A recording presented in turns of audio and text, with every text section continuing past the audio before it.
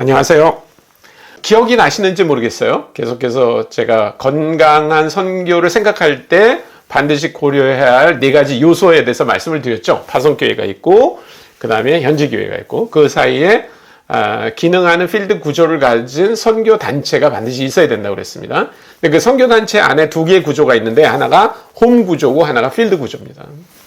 저는 지금 뭐에 대해서 얘기하냐면, 이제 마지막으로 현지가 아니라 파송 국가 안에 있는 지역 교회들이 어떻게 선교를 할 것인가에 대한 얘기를 하는데, 그 중에 하나가 오늘은 풀뿌리 선교입니다.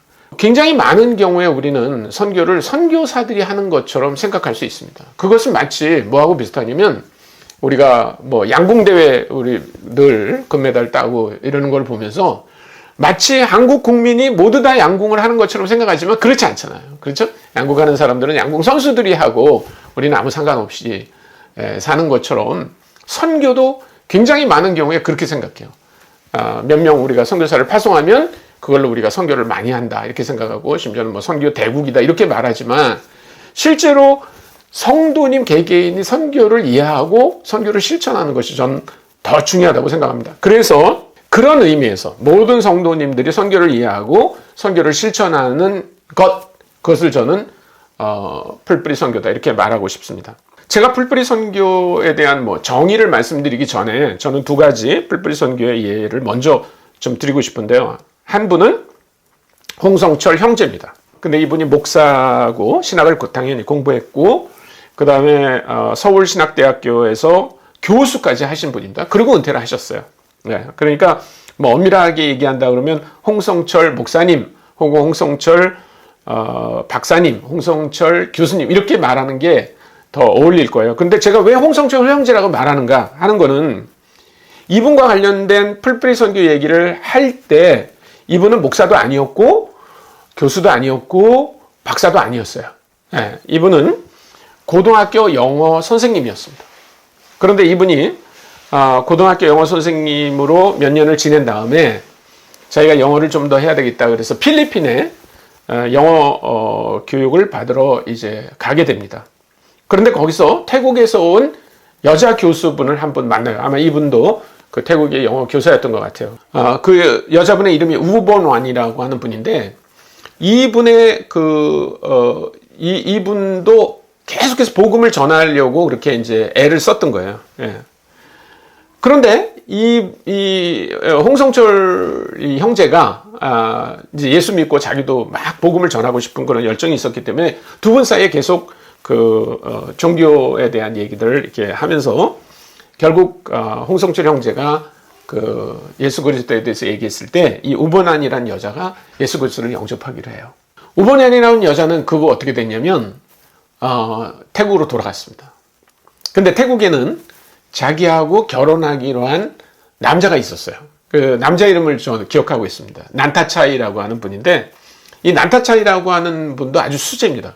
태국에서 유명한 그 왕립대학을 졸업해가지고 이제 아주 좋은 회사에 다니고 있었는데, 아마 이분은 이제 이제나 저제나 자기 약혼녀가 뉴질랜드에서 유학을 마치고 오면 결혼할 거다 이렇게 생각하고 있었을 거예요.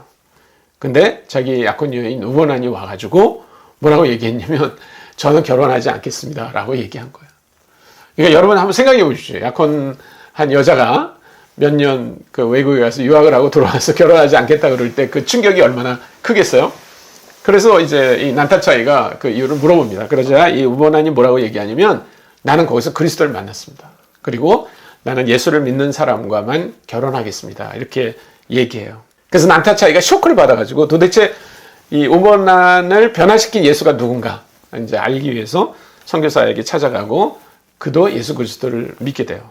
인도네시아에서 이제 1990년부터 2001년까지 사역을 하고 2001년 중반에 한국으로 돌아왔습니다. 한국 OMF 대표를 맡기 위해서. 그 당시 한국 OMF에서 파송한 태국에 가서 사역하는 선교사들이 한 7가정 정도 있었는데, 제가 어느 날 이제 그분들을 만나기 위해서 태국을 방문한 적이 있어요.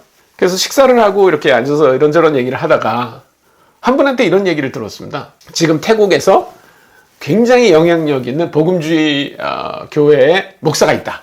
그러면서 그분 얘기를 막 하더라고요. 근데 그분의 이름이 난타차이라는 거예요. 그러니까 이 난타차이라고 하는 분이 예수를 믿은 다음에 그 잘 나가던 회사를 나오고 신학을 공부하고 목사가 됐어요. 제가 왜 이 얘기를 하냐면 그냥 영어를 가르치는 교사였던 이 홍성철 형제가 유학을 가서 거기서 만난 태국 여자분에게 복음을 전한 그것이 태국에 얼마나 놀라운 영향을 미칠 수 있는가 하는 얘기를 여러분에게 전하는 것입니다. 또 한 사람의 얘기를 하고 싶은데요. 이상훈 박사라고 하는 사람입니다. 신학교에 가서 이제 신학을 한 다음에 미국에 가서 다시 THM과 그 다음에 이제 그 신학 PhD를 하고 한국으로 돌아왔습니다. 그래서 계명대학교 신학과 교수로 하다가 나중에는 이제 한국학중앙연구소, 아마 여러분들에게는 그 정신문화연구원이라고 하는 게 더 익숙할지 모르겠어요. 거기에서 종교학 교수로 강의를 하고 있었습니다. 그런데 한국에 공부를 하러 온 그 미얀마 자매가 있는데 그 우송대학에서 경제학을 공부했던 것 같아요. 그런데 라오스는 기독교에 대해서 굉장히 적대적인 국가입니다. 여러분들이 아는 것처럼 라오스에 가면 성경을 이렇게 전해주거나 읽거나 해서 감옥에 가는 사람들이 있더라고요. 거기서 온 어떤 여자 교수가 있었습니다. 근데 그 여자 교수는 자기 교회에서, 자기 동네에서 교회를 본 적도 없고, 기독교를 만난 적도 없고, 성경을 읽어본 적도 없는 거예요. 그런데 이 분이 이제 그 우송대학에서 공부를 할 때, 거기 그 석사 지도를 하던 분이 굉장히 훌륭한 그리스도인이었대요. 그래서 이분에게 좋은 영향을 받은 다음에, 그리고 이제 한국학중앙연구소에 와서 이제 다시 공부를 하게 됐습니다. 그런데 이분의 주제가 그 템플 스테이와 처치 스테이라고 하는 이것들이 가져오는 그런 그 관광 경제학적인 효과 뭐 이런 거에 대한 비교 연구를 하는 게 아마 이분의 박사학위 토픽이었던 것 같아요. 그래서 그 경제학을 지도하던 교수가 그렇다면 여기 기독교 교수가 있으니까 그분에게 처치 스테이에 대해서 한번 문의를 해봐라. 이래가지고 아마 우리 이상훈 박사를 만난 것 같아요. 근데 이상훈 박사가 굉장히 이분에게 잘 이렇게 해주 결과로 이 라오스에서 온 여자 교수는 정말 기독교인이 이렇게 다르다면 뭐가 이 사람들을 다르게 할까? 그리고 어느 날 개인적으로 나는 성경을 공부하고 싶다 이렇게 얘기했대요. 그래서 성경을 공부하고 결국 그리스도인이 됐어요. 그리고 이 교수도 자기 본국으로 돌아가서 결혼할 남자를 한국에 데려와가지고 다시 이상훈 박사하고 또 영어로 성경을 공부하고 그리고 둘이 이제 결혼해서 굉장히 아주 훌륭한 삶을 살고 있다는 얘기를 나중에 들었습니다. 그러니까 저는 홍성철 형제나 혹은 이상훈 박사가 한 것이 풀뿌리 선교라는 거죠. 왜냐하면 아까도 얘기한 것처럼 홍성철 형제가 선교사로 간 게 아닙니다. 그 다음에 이상훈 박사도 라오스에서 온 교수에게 복음을 전하겠다고 그런 선교적인 목적을 갖고 선교사로서 만난 게 아니었습니다. 이분들은 자연스럽게 자기가 있는 상황 속에서 만난 그리고 외국에서 온 그 사람에게 복음을 전한 거죠. 그래서 저는 풀뿌리 선교를 이렇게 정의하고 싶습니다.